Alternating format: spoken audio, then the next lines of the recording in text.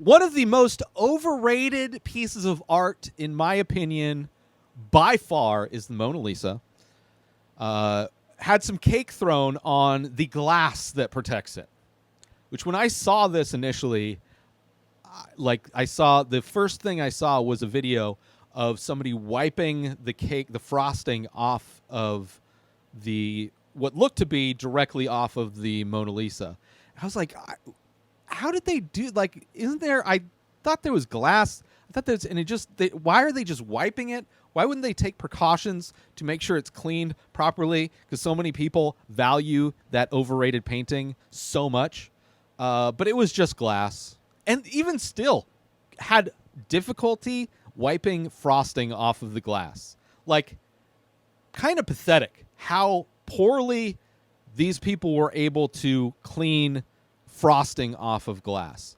And apparently it was done by somebody who was dressed up to look like an old lady in a wheelchair, and it was to give awareness to climate change, to, pay attention to what's going on with the planet, which I am way more supportive of that person and their message than I ever have or will be for the Mona Lisa.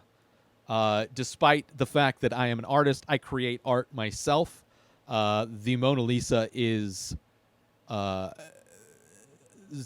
in my opinion, one of the most overrated pieces of art. Portraits, still life, hyper real. I mean, at least hyper real stuff requires a lot of technique ability, but these are like forms of art that I think are very boring. They're remnants of a time where the only people who bought art were wealthy people. The only people to commission art were wealthy people, and all those wealthy people only care about themselves, so they always got portraits of themselves. Not that that's what the Mona Lisa was, but it's not substantial in any way, in my opinion. I don't care how many people do think pieces on the Mona Lisa, and however they choose to describe why it is a great piece of art. I don't buy it. I don't buy it. It is boring. It is representative of one of the most boring times in art, in all of art. It is the thing that was completely it was the thing of the time.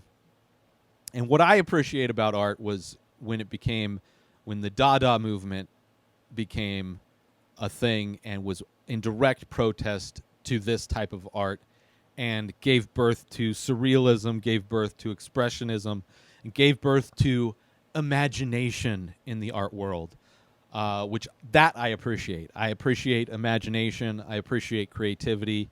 I don't care about pictures of old people. Do not care.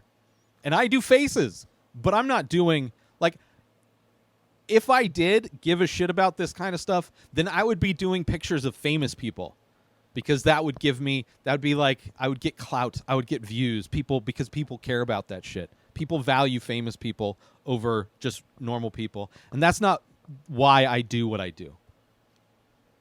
I do faces because they are very interesting and unique thing to do a painting of, and have been the subject of much of art.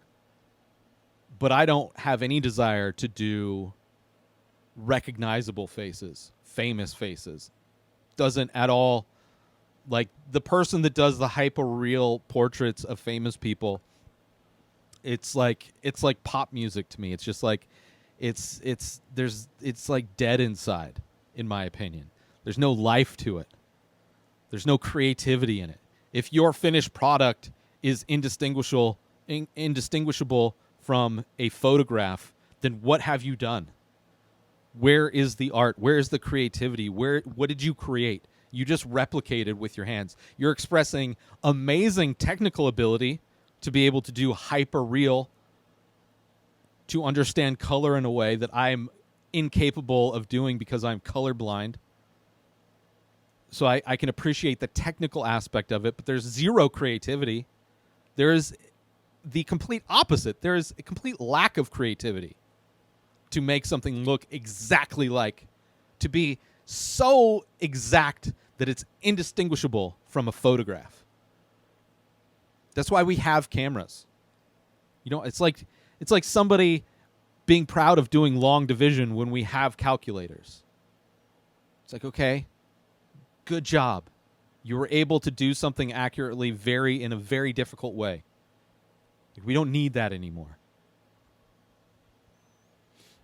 So anyway, Mona Lisa got some cake. Not even on the painting. On the plexiglass. And they struggled to clean the plexiglass. As if frosting is this material that is just impenetrable to cleaning products. Anyway, Mona Lisa, don't care. New episodes of The Ray Taylor Show come out every single day. Subscribe on YouTube and everywhere our podcasts are found. Binge the full week over at inspireddisorder.com/plus. Buy Ray Taylor Show merch over at inspireddisorder.com. And follow the show on Instagram at Ray Taylor Show. Have a wonderful day, everybody. Peace out! Today is the day where you wake up and you realize that everything that you've been dreaming about, everything that you've been wanting, every goal and wish and hope that you've ever had can become real. Dreams can come true. What you manifest in your mind, you can bring to reality.